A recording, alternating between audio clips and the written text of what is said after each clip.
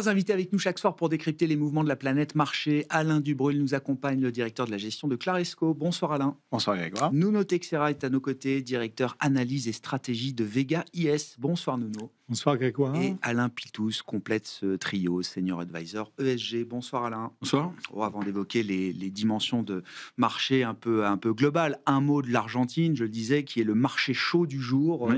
Alain, signe que les investisseurs n'étaient pas forcément totalement confiants sur une victoire aussi large, en tout cas, de Javier Milei et de son parti à l'occasion de ces élections de mi-mandat. Le peso avait d'ailleurs une tendance à être beaucoup déprécié, sous pression avant ce rendez-vous électoral. Clairement, donc il y avait un bruit médiatique qui était assez négatif sur la tendance avant ces élections, qui a pesé sur les actifs financiers argentins, parce qu'on s'est dit, est-ce qu'on va retrouver une période d'instabilité, de doute sur la croissance, sur les échanges, sur l'inflation, etc. Et puis à la bonne surprise, on va dire, donc de ce succès, qui est pas. Tout le monde dit que c'est énorme. Enfin, c'est 40 contre 30, c'est pas non plus. Mais ce qui est important, c'est il garde son droit de veto. C'est ça. Le parti de Javier Milei. Et puis il a besoin de petite coalition, de petites fractions de l'opposition pour passer ces... Le point qui est intéressant aussi, c'est que quand même Buenos Aires, qui est le centre le plus important avec le plus d'électeurs, qui était quand même traditionnellement à gauche, a basculé quand même dans le camp Milei. Et ça donne quand même une tendance sur ce qui peut se passer dans les semaines qui viennent. Alors, il y avait un soutien américain avant ces élections, avec des messages assez forts de Trump disant que ces soutiens s'arrêteraient si Milei était battu, ce qui génère, vous imaginez, des problèmes en interne, enfin dans l'opposition qui crie au scandale, à la pression externe sur ce qui s'est passé sur les élections. Moi, ce que je trouve qui est intéressant, et ça nous renvoie peut-être aussi à ce qui se passe en France, où on est coincé dans tout un tas de tensions contradictoires. En fait, le volontarisme politique peut attirer des gens. C'est-à-dire qu'en fait, on le voit avec Trump, qui... alors, on est d'accord, on n'est pas d'accord, mais au moins, il fait quelque chose. Après, encore une fois, je laisse chacun libre de penser ce qu'il veut, mais il fait quelque chose. Et Milei, dans une situation qui était quand même extrêmement compliquée, une inflation énorme et des perspectives très mauvaises, en fait, beaucoup de chômage, une misère qui s'accroît, fait quelque chose, et finalement c'est peut-être ça qui est attendu le fait de des faire, hommes politiques. Ça paye.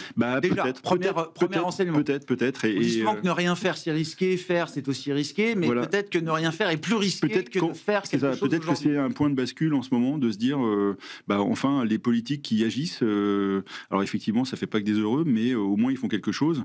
Bon là la réaction du marché est assez épidermique, puis je pense qu'il doit y avoir un peu de viande sur les murs aussi. Je pense qu'un petit peu, mais bon chacun ses problèmes. Voilà. Ouais. Donc, fallait pas parier. Enfin, de toute façon, parier sur la politique, c'est quand même un pari qui est quand même toujours assez délicat, parce que quand vous le prenez dans les dents, ça fait très mal. Mario Draghi le répète assez souvent, « When there's a will, there is a way ». Là où il y a une volonté, il y a un passage, il y a une voie, il y a un chemin. Mais quelque part aussi, on le voit sur l'Europe, c'est-à-dire qu'il y a plein de choses qui sont engluées de partout, et quand il y a une volonté, on finit par trouver des capitaux, on se met d'accord sur des emprunts, on fait des coalitions à géométrie variable, on fait bouger les choses. Donc, moi, je pense qu'il faut y aller, c'est ça, pour moi, c'est ça la leçon argentine. Le fédéralisme pragmatique. Voilà. La conception nouvelle mise en avant par Mario Draghi pour faire avancer l'Europe avec ceux qui veulent, dans des cercles concentriques sur des sujets bien. L'espace, par exemple, la semaine dernière, c'était intéressant. Alors, je reste sur l'Argentine, mais on est au cœur de ce qu'on appelle les géoéconomies aujourd'hui, enfin, l'influence américaine, ou en tout cas les États-Unis qui ne veulent pas perdre d'influence dans cet univers sud-américain qui est très important pour eux. On parle beaucoup de la Chine et des États-Unis, mais c'est vrai que du point de vue américain, l'Amérique latine, c'est quand même une zone d'influence majeure. On a vu, c'est pas juste des paroles de Donald Trump, c'est Scott Bessent, le trésor américain, qui met 2 fois 20 milliards sur la table, je crois, pour défendre le peso, Nuno. C'est pas rien, quand même. Non, tout à fait. Non, mais il y a clairement des zones d'influence qui se dessinent quand même dans le monde. Et s'il devait y avoir trop d'influence chinoise en Amérique latine, on voit que les États-Unis sont prêts à jouer leur rôle et à couper court à toute velléité d'une présence trop forte de la Chine, parce qu'ils essayent effectivement de s'implanter. Le retour des péronistes, c'était une porte ouverte pour la Chine, pour retrouver de l'influence ou regagner ou gagner de l'influence et des parts de marché. Parce que l'Argentine aurait eu besoin de soutien de toute façon. Donc, si elle ne les avait pas trouvés du côté des États-Unis, elle les aurait trouvés du côté de la Chine. Il faut voir ça comme une ligne de front supplémentaire de l'affrontement entre l'Empire américain et l'Empire chinois. Tout à fait. Et puis, on voit les velléités quand même de renversement du régime au Venezuela, qui sont à peine cachées. Donc là, on est vraiment soit dans de la menace militaire, soit dans de la menace économique, éventuellement sur les droits de douane aussi, puisqu'il y avait ce levier-là qui aurait pu être activé. Et donc, moi, je me réjouis quand même pour l'Argentine. Disons qu'un peu de stabilité ne fait pas de mal. Non. On peut penser des choses contradictoires sur Milei, mais comme on l'a précisé, il agit. Il y a beaucoup de souffrance quand même dans la population argentine, donc on peut avoir des doutes effectivement sur le résultat. Mais finalement, ça va quand même plutôt dans le sens des réformes et peut-être que ça peut servir pourquoi pas d'inspiration pour, en tout cas, peut-être un peu moins d'État dans un pays comme la France, où on sent que le poids de l'État freine beaucoup les initiatives. C'est sûr que la situation reste très difficile en Argentine. Je pense qu'il ne faut pas se leurrer là-dessus et que sans doute la vraie recovery, si on parle, peut-être qu'on parlera un jour de vrai redressement et de vrai recovery, mais ce chemin est encore sans doute... 32% d'abstention quand même en Argentine, ça calme un peu. C'est un record d'abstention. Il n'y avait jamais eu autant d'abstention en Argentine. Donc... Bon, attention quand Alors même. que le vote est obligatoire. Il y a des amendes si on ne vote pas. 32, c'est... Il faut réfléchir un peu quand même. Alain Dubreuil, sur tout ça, sur ces... oui, alors... puis on peut basculer sur la Chine et les États-Unis, puisque c'est quand même là aussi. Mais non, mais l'Argentine fait partie. Sur l'Argentine, c'est vrai que, historiquement, la première fois les États-Unis sont affirmés en politique étrangère, c'est avec la doctrine Monroe, qui voulait que justement l'Europe ne s'occupe pas de la zone Amérique. Donc c'était la première Amérique, celle du 19e, celle qui était un peu comme celle d'aujourd'hui avec Trump, c'est impérialiste, genre c'est ma zone. Après il y a eu l'épisode Wilson où on va sauver le monde, avec de Wilson à Kennedy en passant par Roosevelt. Bon, ils en sont un peu revenus parce qu'à force de sauver le monde et d'avoir des problèmes en Irak, en Afghanistan, etc. Donc on revient à une logique beaucoup plus impérialiste en fait, mais par zone. Et bon, objectivement, dans des coins comme l'Afrique où ils ont lâché l'aide au développement, etc., et où clairement la Chine est en train à tout prix de dévaler quoi. Donc en gros, s'il y a une zone qu'il faut défendre plus particulièrement, c'est évidemment l'Amérique latine. Du point de vue de l'investisseur, quand on regarde les marchés émergents, on fait bien une distinction importante entre l'Asie et l'Amérique latine. C'est des zones différentes. D'ailleurs, quand je vois certaines sociétés de gestion des caractéristiques différentes, c'est ça. En fait, dans l'investissement dans les pays émergents, il y a une dimension politique qui est peut-être plus importante que dans les marchés globaux. Et de ce point de vue-là, l'Amérique latine est une zone qui était historiquement très complexe, avec moins de croissance que l'Asie. Aujourd'hui, c'est peut-être plutôt l'inverse, parce que la zone, je ne dirais pas qu'elle est homogène, il y a toujours des petites crises par-ci par-là, mais d'une certaine façon, elle offre une visibilité qui est un petit peu meilleure que l'Asie, où en Chine notamment... on ne sait pas trop, notamment il y a la crise immobilière, c'est pas évident d'investir en Chine. Rappelons aussi dans le passé, l'Argentine est un pays où tout simplement on n'investissait pas parce qu'on pouvait être spolié, comme le furent notamment dans l'histoire de Repsol et la compagnie. Repsol. Voilà, donc c'est un pays qui était hors norme et donc voilà, donc avec Milei, puis ce qui est intéressant avec Milei quelque part, c'est que il ose faire quelque chose pour d'une forme d'ultralibéralisme décomplexé que personne n'ose faire. Et donc évidemment tous ceux qui sont pas très à l'aise avec tout ça, ils auraient bien aimé qu'il chutât et vite.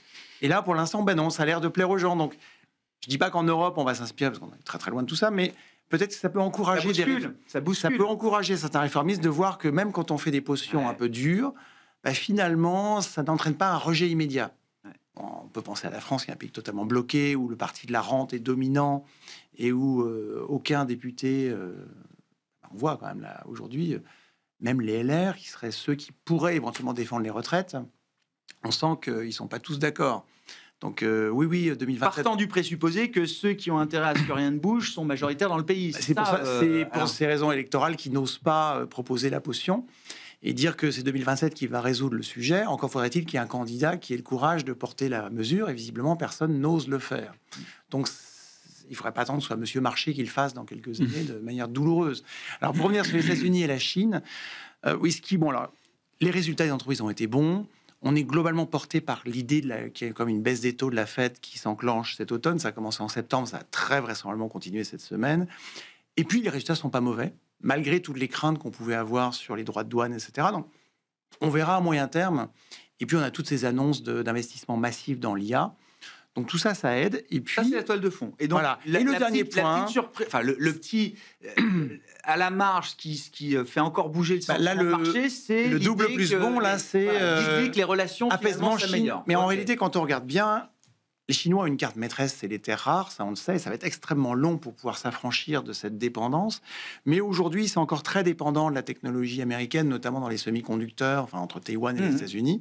Et aujourd'hui, on peut penser qu'ils vont faire tout ce qu'il faut pour s'en affranchir. Ça va peut-être être plus rapide, malheureusement, que pour nous de s'affranchir de leurs terres rares. Mais on peut penser que pendant quelques années encore, ils ont trop besoin l'un de l'autre. Donc ils ne peuvent jamais aller trop loin dans la guéguerre. Et en ce sens...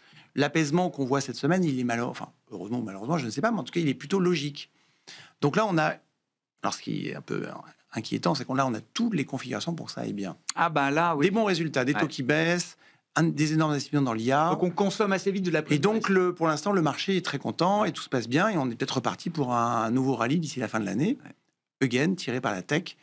Alors, ce qui peut quand même... poser question, c'est d'une part les valorisations qui commencent à être élevées, et puis c'est une sorte d'économie circulaire dans la tech, où j'investis dans machin, qui investit, et puis à la fin, si on additionne toutes les sommes d'investissement, ça rappelle un peu 2000, les années 2000 dans les télécoms. Et donc, prudence. Il y aura certainement énormément de croissance, mais peut-être qu'il y a des éditions qui sont un petit peu où il y a du double comptage. Mais c'est un peu tôt. Comment vous regardez, Nuno, ce marché et les déterminants du marché aujourd'hui, effectivement, entre la nourriture fondamentale. Alors, on manque de données économiques américaines, mais on a eu quand même un rapport sur l'inflation vendredi pour le mois de septembre aux États-Unis, la nourriture fondamentale apportée par les entreprises, et puis tout ce qui est du domaine un peu plus du sentiment. Et la relation Chine-États-Unis en fait partie aujourd'hui et semble être un driver, au moins peut-être pour quelques jours.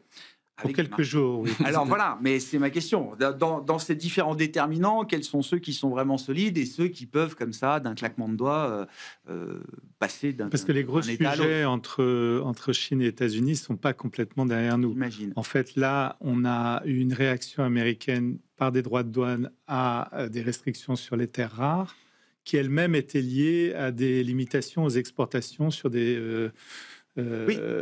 technologies sensibles ou autre. Voilà, tout à fait. Ça c'est pas réglé. Donc, on va voir comment, à un moment donné, les Chinois réagissent. On évoque un report d'un an en contrepartie de la non-imposition de ces fameux 100% de droits de douane. Mais pour le moment, le déséquilibre commercial américain, il n'a pas évolué. Les Chinois continuent à peu consommer, pas assez, puisque finalement, structurellement, ils n'ont pas de système de protection sociale suffisamment solide pour ne pas épargner à l'excès. Et d'autre part, le marché immobilier, on l'a rappelé, toujours...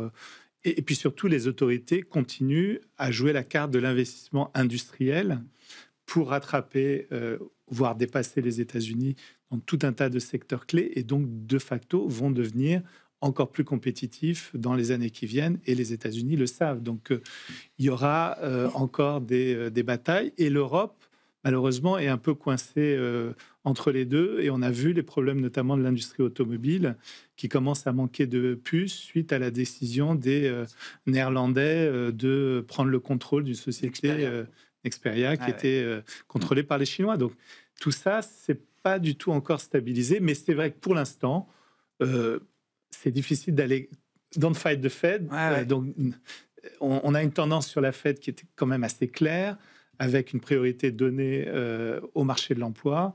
Donc, une perspective de baisse des taux d'intérêt qui va aider quand même les valorisations sur tous ces secteurs qui vont sans doute publier encore. Pour l'instant, les surprises sont positives. Ça semble difficile d'imaginer que sur la tech, ça soit très négatif dans le contexte actuel. Ce sera la semaine de la tech, évidemment. Sur la relation et le couple Chine-États-Unis, il faut imaginer quand même que le découplage de ces deux zones pourra aller peut-être plus loin que ce qu'on imagine, Alain, ou est-ce qu'il y a un niveau de statu quo à préserver parce que le monde est tellement imbriqué que personne n'aurait d'intérêt même géopolitique, à tout couper. J'ai l'impression que, je crois que c'est Alain qui disait ça tout à l'heure, c'est que il y a certaines choses qui sont résolues maintenant, c'est-à-dire on évite la déflagration, d'aller faire les malins, aller se mettre des droits de douane, des restrictions, etc. Et puis qu'on monte comme ça. Mais au fond, les Chinois gagnent à ce jeu-là, parce que eux ont la permanence devant eux. C'est-à-dire qu'en fait, Xi Jinping, il est encore là pour tant qu'il est vivant, il peut. On commence à lire 2-3 histoires autour de sa succession. J'imagine que c'est ça purge, les généraux s'en vont, non, etc. Mais c'est pas une élection avec un terme 2028 qui arrive automatiquement, quoi. Donc ça peut arriver du jour au lendemain, toujours, mais ça peut aussi durer 10 ans. Donc pas une révolution. Et en plus, si vous voulez, je pense que derrière Xi Jinping, il y a des gens qui sont comme lui, quoi. C'est-à-dire qui ont la même stratégie, moyen-long terme. Les investissements qui sont faits sur très long terme. La même mise sur l'Afrique est faite. S'il faut envoyer des bidasses, on envoie des Russes, et puis on s'arrange comme ça, c'est très bien, quoi.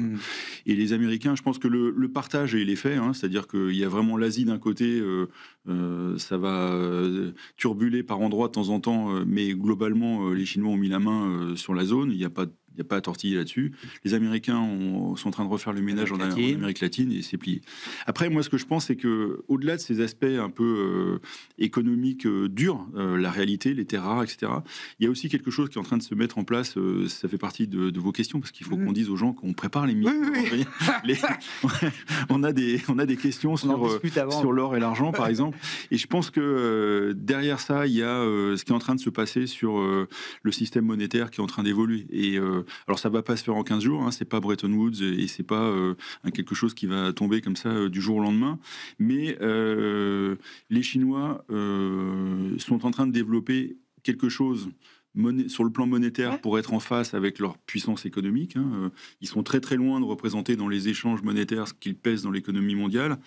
Alors ça se fait par des choses très naturelles, très classiques qu'on connaît, hein, c'est-à-dire qu'on met des réserves en or pour assurer la liquidité et puis la confiance derrière. Puis derrière, aussi il y a une forme de confiance, c'est-à-dire que quand vous avez du yuan qui est baqué sur de l'or, ça vaut peut-être plus que du dollar qui est baqué sur des dettes américaines. Papier, quoi. Voilà. Et au-delà de ça, il y a la technique qui est en train de se mettre en place, c'est-à-dire le yuan digital, il est en place, il est testé.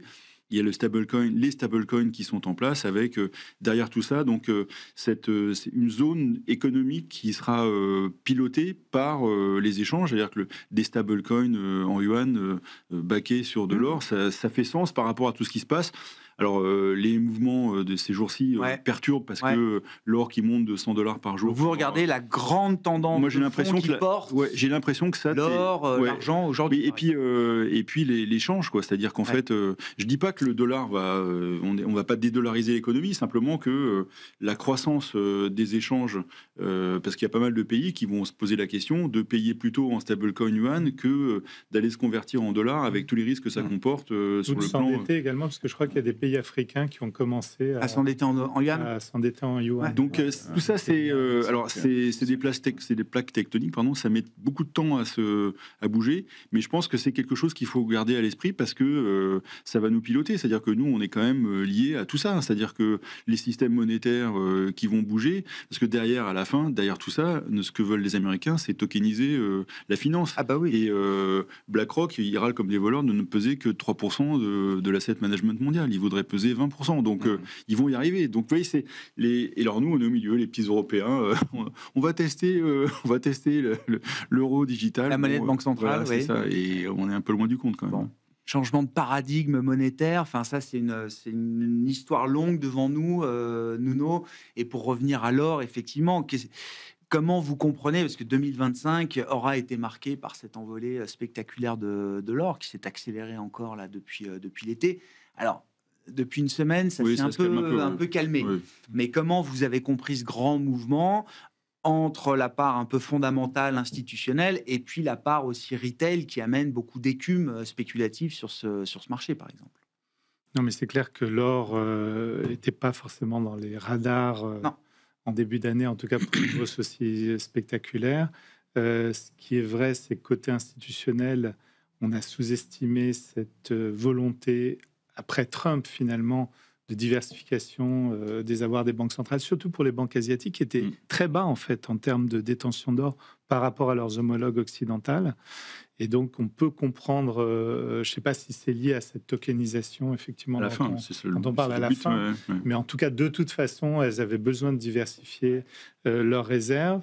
Il y avait cette incertitude quand même sur le dollar, malgré tout, avec une volonté de l'administration américaine d'aller vers un dollar plus faible assez rapidement, de faire pression sur la Banque centrale américaine. Donc tout ça, c'était quand même de nature à inquiéter un certain nombre d'investisseurs.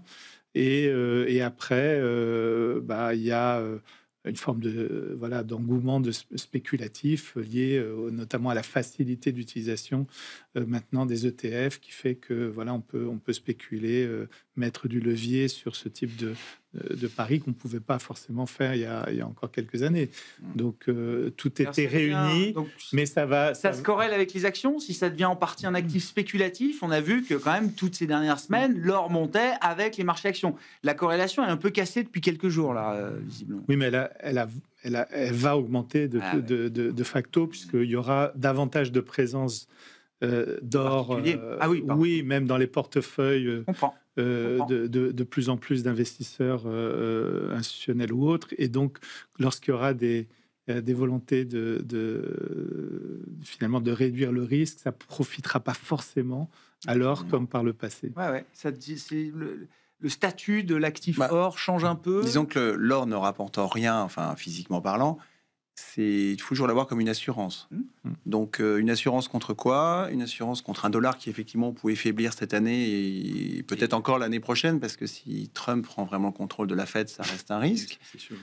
Protection aussi, assurance contre une sorte de dédollarisation du monde. Enfin, sur les questions de commerce international, il faut quand même rappeler qu'il y a une carte du monde qui est assez impressionnante. En fait, si on prend les pays qui commercent plus avec les US ou plus avec la Chine, à part le Mexique et quelques pays occidentaux, c'est tout le monde. Le premier partenaire commercial de la planète, c'est la Chine, c'est pas les États-Unis.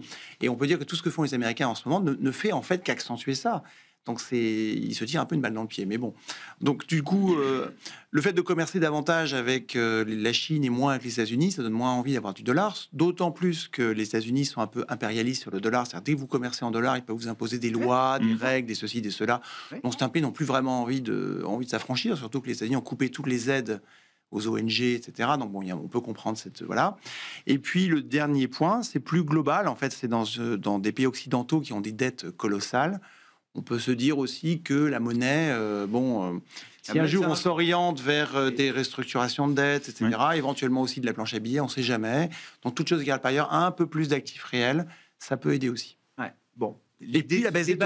Alors, c'est l'idée quand même du débasement. Voilà. Et en plus, une relative baisse des taux qui rend les détentions d'or moins coûteuses que quand on avait des taux très élevés comme depuis il y a 2 ans. Bon, puis il y a du mécanique quand même, c'est-à-dire qu'en fait l'or qui est stocké l'or qui est stocké dans les banques centrales, vous le reverrez plus avant des années.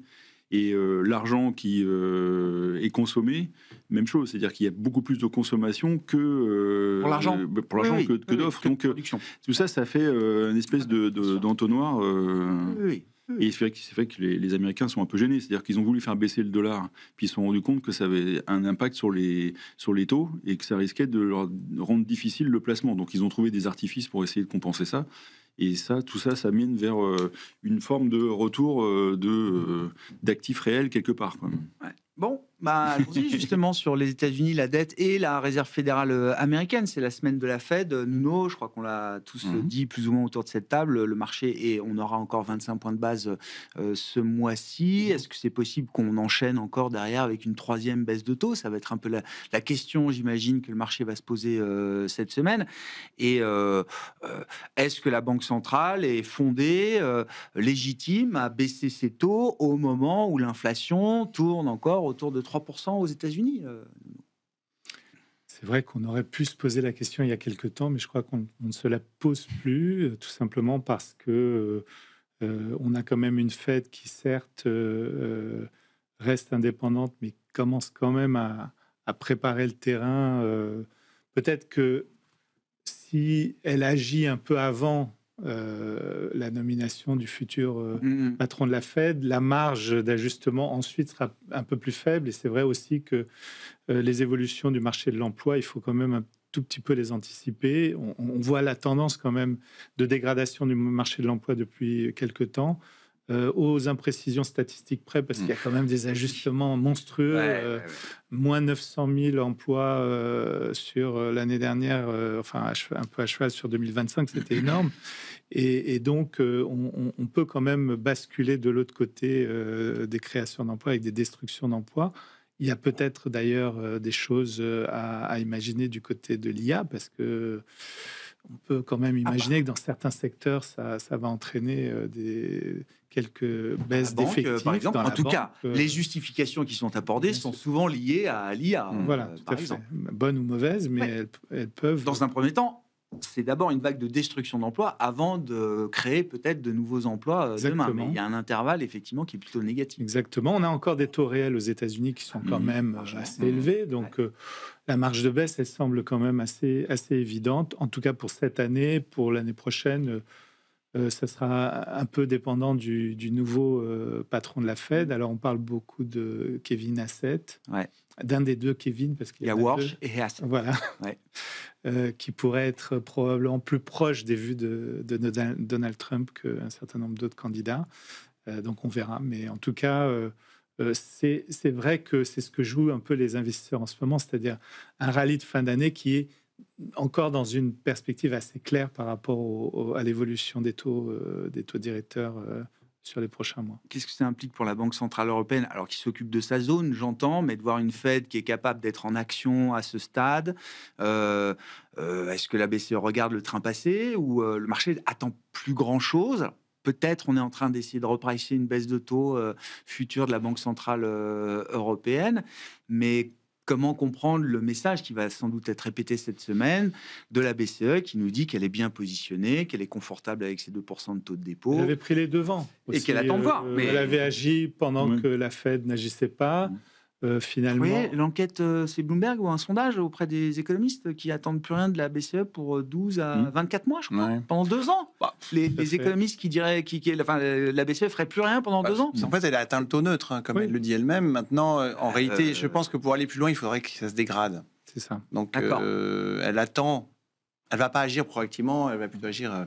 On le lui reprochera a posteriori, évidemment, mais pour l'instant, comme on est au taux neutre, il se garde les munitions pour baisser si ça va vraiment pas bien. Exactement. Et pour l'instant, ça va quand même une inflation à 1,5. Oui, non, mais côté inflation, côté inflation, il n'y a pas de problème. Une BCE qui projette une inflation à 1,5, on est quand même. Il pourrait pas à côté de la cible. Non, mais en réalité, s'ils étaient la Fed, ils auraient pu baisser. Mais comme c'est la BCE et qu'ils sont prudents, gna. Mais a priori, moi, à court terme en tout cas, je pense que pour qu'ils fassent quelque chose là maintenant ou peut-être même en fin d'année, il faudrait que ça se dégrade. Sinon, ils feront rien. L'euro c'est pas exclu, fort contre dollar, par exemple. Si la Fed continue à faire la surenchère l'année prochaine et que le dollar dévisse complètement, peut-être que du coup, ils accéléreront aussi. Ça leur laissera aussi un petit peu de marge de manœuvre. Sur ces jeux de banque centrale, il y a aussi un problème, c'est je pense que nos amis de la Banque Centrale Européenne regardent avec effarement ce qui se passe en France. C'est-à-dire qu'en fait, imaginons qu'il y a un problème politique en France dans les 3 mois qui viennent, ce qui est quand même largement possible. Ils seront peut-être bien contents d'avoir des munitions et de ne pas avoir agi proactivement en se disant que peut-être l'inflation, machin, et qu'il y a un problème politique qui les oblige à faire... qu'il n'y ait pas de contagion sur les taux, qu'on n'aille pas chercher le mouton noir à travers l'Europe à coût de centaines de milliards. Il vaut peut-être mieux éviter, quoi. Donc je pense que c'est mal. C'est ça, ça va pas assez mal. Je pense que c'est ça. Pas que ça va bien. C'est ça, oui, c'est ça le sujet, quoi. Alors, ceci étant, on parle de ralentissement du QT aux États-Unis. Oui, on va stopper la réduction du bilan. Même. Voilà. Mais ça, c'est pas étonnant, ça. Oui, mais si les États-Unis le font, peut-être que la BCE pourrait être un petit peu amenée à le faire. Oui, mais ils ont bien tamponné déjà. Toujours pareil, ils ont bien rechargé leurs munitions. Alors nous, on a plus de mal à le faire. Bon, en attendant, tout va bien sur les marchés quand même. Oui, tant mieux, pourvu que ça dure. Donc là, je pense que non, mais là, si vous voulez, je pense que Mais c'est fair price, c'est correct. Enfin, je veux dire, est-ce qu'on oublie de pricer des risques aujourd'hui? Est-ce qu'il y a des canaries, effectivement? Alors, on a parlé dans le private credit, etc. Voilà. Oui, est-ce que c'est des accidents normaux dans la vie d'un cycle, de marché, etc. Oui. Ou est-ce qu'on a déjà des niveaux d'alerte qui doivent résonner? Je pense que le marché, il est en train de tamiser tout ça. C'est-à-dire qu'en fait, il y a aussi, vous avez vu, la semaine dernière, c'était quand même assez spectaculaire. Dès que vous annonciez un bon résultat, c'était plutôt bien accueilli. Mais il fallait mieux pas être du mauvais côté de la balance, parce que vous preniez un moins 10, moins 15. Donc, je pense que le marché, il fait ça, il nettoie. Et en réalité, vous avez un panier de valeurs et de secteurs aux États-Unis qui font la hype et qui font le bruit. Et c'est intact. Ça, c'est intact. En fait, il y si a vous voulez. des évolutions quand même. Oui. Parce qu'effectivement, Qualcomm, on avait eu Oracle. Oui. Alors, moi, je trouve ça. Il y a des revenants, quoi. Ouais. Il y a des revenants, voilà. Et les très grands, si vous regardez, ils sont pas forcément excessivement chers. Apple revient aussi. Oui, tout à fait. Oui. Et si vous regardez tout ce panier-là de valeurs qui ont tiré le marché quand même pendant des années, ça va plutôt pas mal. Et on parle de bulles, mais il n'y a pas de bulles sur ces valeurs-là. Par contre, à côté de ça, vous avez tout un tas de valeurs. Prenez quelques thématiques autour de l'énergie, autour du quantique, etc. Fission nucléaire. Qui sont alors, à des prix, mais complètement délirant. Mais une boîte de fission qui se paye 18 milliards, zéro chiffre d'affaires depuis le début. Au clos, IonQ, c'est pareil, ça se paye, je sais pas combien de fois vous n'avez pas Palantir qui se paye 400 fois le chiffre d'affaires. Donc, il y a des moments, et ça, c'est vrai que ça entraîne un peu un bruit de bulle. Parce qu'effectivement, sur quelques valeurs comme ça, il y a un bruit de bulle. Mais encore, moi, c'est quelque chose que je dis souvent aux États-Unis pour la valorisation. C'est les marchés cotés valorisent comme le private equity. C'est-à-dire qu'en fait, les investisseurs qui sont dedans ne vont pas vous vendre ces valeurs-là à 40 fois les résultats. Puisqu'ils ne font pas de résultats, eux, ils se disent, si ça je vais attendre les résultats. J'attends. Oui. Et puis, le truc, c'est que, et c'est ça ce qui se passe, moi, je trouve, ce que j'entends des gérants, c'est que au début de la hausse, il y a des ajustements, on prend un peu de cash, machin, tout ça. Puis à un moment donné, quand vous avez tellement gagné, vous vous laissez porter, vous vendez plus, puis vous attendez que ça se passe, quoi. Et vous faites de la perte en faisant ça. Est assez bas. Oui, de toute façon, donc c'est pas bien grave, quoi. Allons-y, quoi. Après, ce qui est intéressant, Nuno, c'est quand même, on fera le bilan de 2025 quand le temps viendra, mais quand même. On est tous focalisés sur l'IA, le Nasdaq. Alors oui, il y a des petites boîtes comme ça, quelques milliards de capis qui peuvent s'envoler de 1000% en 4 jours. Alors la semaine dernière, c'était Beyond Meat, le retour de 1000% ça, en 4 jours. C'est pas vraiment de la tech. Voilà, non, mais c'est pas rentable en tout cas. Et à côté de ça, le Kospi, c'est plus 70% cette année. L'Ibex en Espagne, c'est plus 35%. Le FTSE MIB, ça doit être un plus 20 ou plus 25. Le DAX, pareil, c'est un plus 20. Enfin, il y a plein d'écosystèmes plus traditionnels qui ont délivré des sacrées performances. Oui, ça a commencé par les émergents qui, cette année, font mieux en dollars que les marchés développés. Donc ça, c'est quand même l'effet baisse du dollar, baisse des taux. Et on s'appuie sur un truc qui est solide. Là aussi, ma question, c'est est-ce que c'est un cycle? Est-ce que c'est une tendance longue? Est-ce que derrière... En tout cas, c'est les moins chers en moyenne. En moyenne, évidemment. Donc là, il y a des opportunités, clairement, de revenir un petit peu sélectivement. Ça reste valable. Latine, ça se paye pas super cher. La Corée, il y a quand même... là, c'est très dominé par une valeur, évidemment, et la tech. Donc, on peut trouver un peu de tout dans les marchés émergents. Et c'est vrai qu'il y a d'autres pays en Europe qui ont quand même profité de retours d'appétit assez importants. Mais l'Europe, ça se paye un peu plus que la moyenne historique.